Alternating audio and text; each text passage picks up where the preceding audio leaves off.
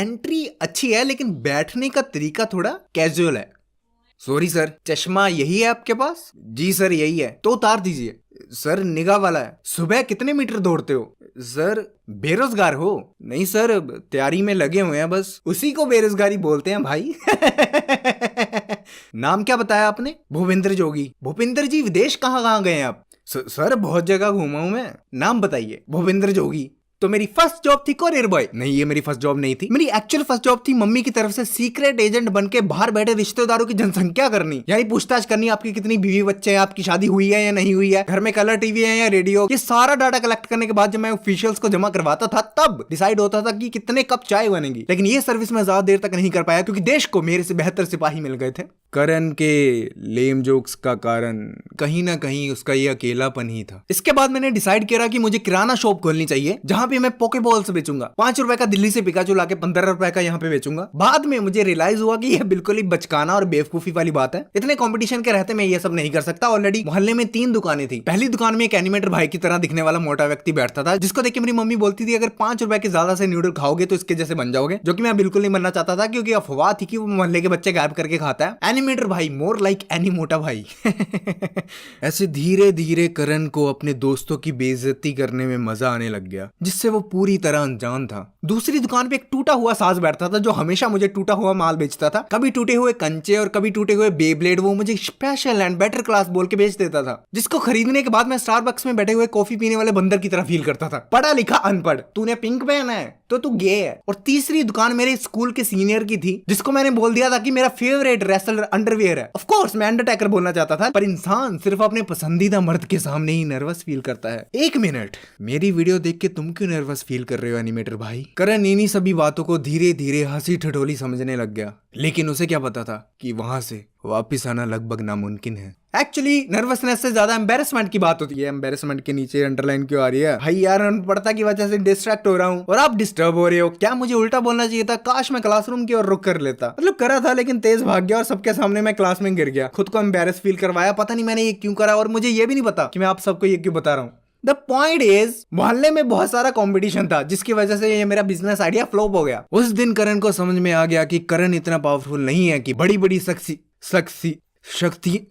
से क्या बोलते हैं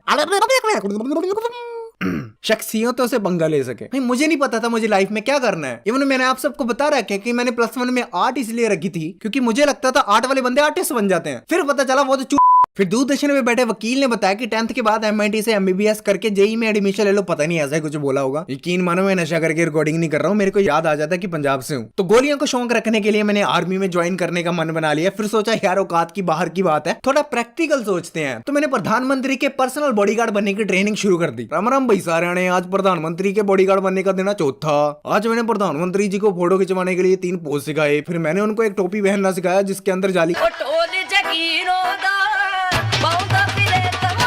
अगले दिन मैं कॉस्मोस का एपिसोड देख के एस्ट्रोफिजिक्स की किताबें इंटरनेट पे सर्च कर रहा हूँ कि कौन कौन सी किताबें लगेंगी मुझे साइंटिस्ट बनने के लिए। मेरी ये हरकत देख के मुझे गूगल ने 6 महीने का बैन लगा दिया और मैं अभी तक बुंड यूज कर रहा हूँ। अबे बिंग यूज कर रहा हूँ लिखा था। क्या ये ऑटो करेक्शन की माँ का। बिंग यूज करते करते मेरे पास गेमिंग पॉइंट्स इकट्ठे हो गए जिससे मैंने ऑनलाइन चमड़ी बेचने का धंधा शुरू कर दिया। इससे पहले तुम लोग मेरा ओनली फैंस का अकाउंट मांगो। चमड़ी से मेरा मतलब था गेमिंग स्किन्स। और वैसे भी ऑफ पे मैं सिर्फ अपने फीट्स की फोटो डालता हूँ जिसको देख के आप लोग को कुछ खास मजा आएगा नहीं, एक्सेप्ट 1 मैंगलोरियन गाय। अच्छा सॉरी एनिमेटर भाई। फिर वाइवा में मेरे से पूछा गया क्या बनना चाहते हो? Sir CBI officer. CBI की फुल फॉर्म पता है? सर फुल फॉर्म बतानी है तो मैं MRF टायर बनना चाहूंगा। वो मुझे इसलिए पता थी क्योंकि मैंने अपने साइकिल पे मर्सिडीज का लोगो चिपका रखा था और टायर्स पे लिख रखा था मद्रास रबर फैक्ट्री। फिर उसी साइकिल से BMW का 6 महीने तक का सफर मुझे मेरे दोस्त ने 500 रुपए के पास से पूरा करवाने का वादा किया। कल 9:30 बजे यहाँ पे पहुंच जाना। हेलो मैं यहाँ पे पहुंच चुका हूँ भाई। यहाँ पे ऑलरेडी डोरेमोन दारू पी के नोबिता को बेल्ट से पीट रहा है। के मेरे गैजेट बेच के MLM की स्कीमें खरीदता है। डोरेमोन वो सुनिया ने बोला था 3 बंदे जोड़ेगा तो BMW मिलेगी। बेटा अगर मेरे गैजेट वापस नहीं आए ना तो आज बिग लाइट की जरूरत पड़ेगी नहीं मुझे। करण को अब साफ साफ पता चल चुका था कि उसको जिंदगी में क्या करना है। इन सब के बाद मुझे नहीं पता था मुझे लाइफ में क्या करना है। अच्छा सॉरी उसको नहीं पता चला था। अबे तू है कौन बार बार बीच में आ जाता है? मैं हूँ बिल्लू बदमाश। बिल्लू बदमाश? क्यों हिला डाला ना।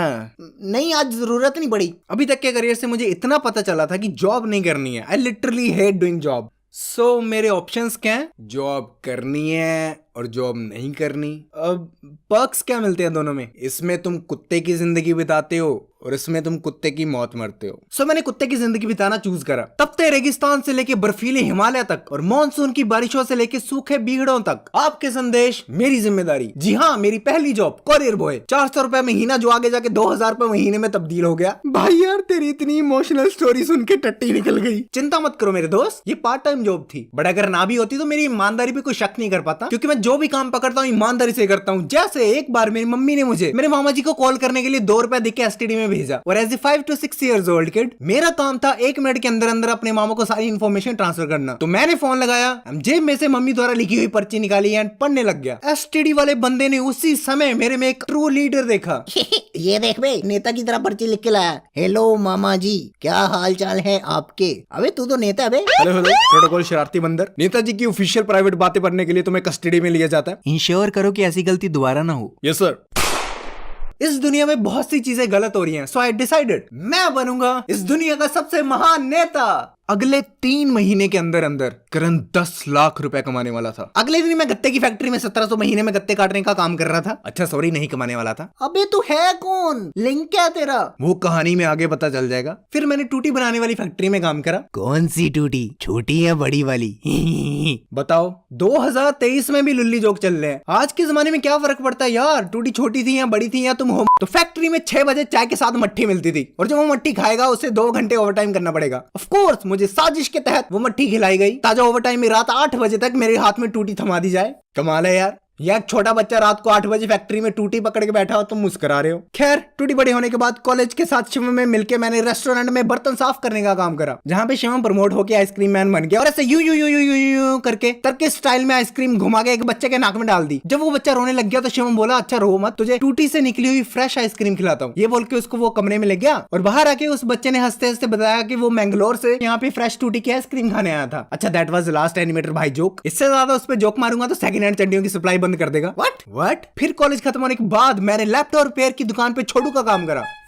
हाँ भाई, पूपू पूपू कर ले पहले बैकग्राउंड में। तो उस दुकान पे एक बार सज्जन आए जिनके लैपटॉप में लाशों की चीरफाड़ वाली वीडियो देख के मैंने उल्टी मार दी। हाँ, मैं बाथरूम तक का वेट नहीं कर सकता था क्योंकि पूरे फ्लोर में एक ही छोटा सा बाथरूम था। यार अब तू बाथरूम में घुस गया यार, मैं कब से वेट कर रहा हूँ। ना भाई चिंता न कर, मिली लुल्ली छोटी है, मैं जल्दी आ जाऊंगा। उसके बाद इलेक्शंस में मैंने फ्लेक्सपोर्ट की दुकान में डिजाइनर का काम करा, जहाँ पे बाथरूम नहीं था और मुझे 10 घंटे तक रोज अपनी टट्टी रोक के रखनी पड़ती थी। At the same time customers वो जो चूहा टोपी पे पहनता है ना कुक्की, वो बन के सर पे बैठ जाते थे और अपने विजिटिंग कार्ड में अपने आधे खानदान की कुंडली लिखवा के कंपनी के लोगों को खींच खींच के तब तक बड़ा करवाते थे जब तक विजिटिंग कार्ड प्रेशर में आके फट के 4th डायमेंशन में ना चले जाए, और विजिटिंग कार्ड के नीचे लिखवाते थे, मेले चाचू की दुकान पे जुलूल जुलूल आना। अबे चड्डियां बेचता है भाई तू। आई डिसाइडेड बहुत हो गया यार, अब एक ढंग की जॉब करनी है। तो एक कंप्यूटर सेंटर में मैंने कंप्यूटर ऑपरेटर की जॉब मांगी। उन्होंने बोला फोटोशॉप चला के दिखा। मैंने टॉम क्रूज की फोटो डाउनलोड करी और उसके बाल हरे रंग के कर दिए। उन्होंने बोला डिजाइनिंग टीचर की जॉब पक्की, जहाँ पे मैं बिल्कुल भी पौन देखता हुआ नहीं पकड़ा गया और उन्होंने मुझे बिल्कुल भी जॉब से नहीं निकाला। बस मेरा ऐसे मन हो गया एक बेहतर जॉब ढूंढने का। तो मैं इंडीड पे नई जॉब ढूंढने गया, जहाँ पे भाई कंपनीज ऐसी वाली जॉब डिस्क्रिप्शन से लिखती हैं, we need a graphic designer, 8 foot 6 inch height, 50 साल का experience fresher, video editor, videographer, photographer, social media manager, 5 बच्चों का कुंवारा बाप और छोटे चूतड़ वाला हैंड ड्रॉन इलस्ट्रेटर। जब इतना कुछ करवाना ही है मुझसे तो तुम्हारे बीवी बच्चे भी मैं ही पाल देता हूँ। तुम चले जाओ ना भाई नॉर्थ कोरिया में हॉलीडे मनाने। नॉर्थ कोरिया कौन जाता है भाई हॉलीडे मनाने? अरे मुझे क्या पता यार, मैं तो ग्राफिक डिजाइनर हूँ। एनीवे 2 साल कंपनी वालों की बीवी बच्चों के पालने के बाद मैंने अपने टैलेंट का इस्तेमाल करके प्रिंटिंग प्रेस में नोट चेक छापने का काम शुरू कर दिया। कितने पैसे निकलवाने हैं? 1 लाख। चेक तो सही भरा है ना? जी ये हमारे पति ने ही छापा है, और ऐसे बहुत सारे चेक वो मशीन से छापते हैं।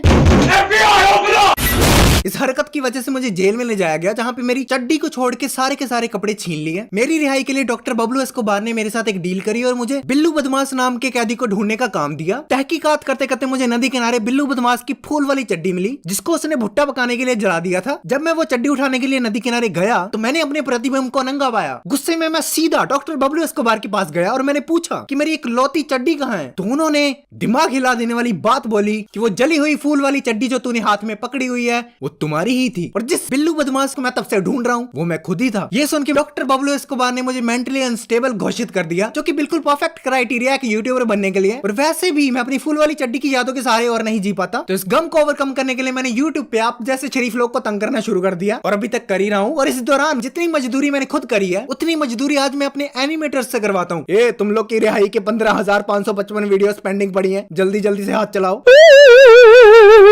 तो यस, ये थी मेरी मजबूर से लेके मजदूर बनने की कहानी, और चड्डी वाली कहानी एनिमेटर भाई के लिए बिल्कुल भी नहीं थी, और मेरी पर्सनली जेल जाने वाली कहानी तो बिल्कुल ही नॉन्स। नेवर माइंड, जल्दी मिलते हैं अगली वीडियो में, तब तक के लिए बाय। भूपेंद्र जी विदेश कहाँ कहाँ गए आप? सर बहुत जगह गया हूँ मैं, नाम बताइए। भूपेंद्र जोगी।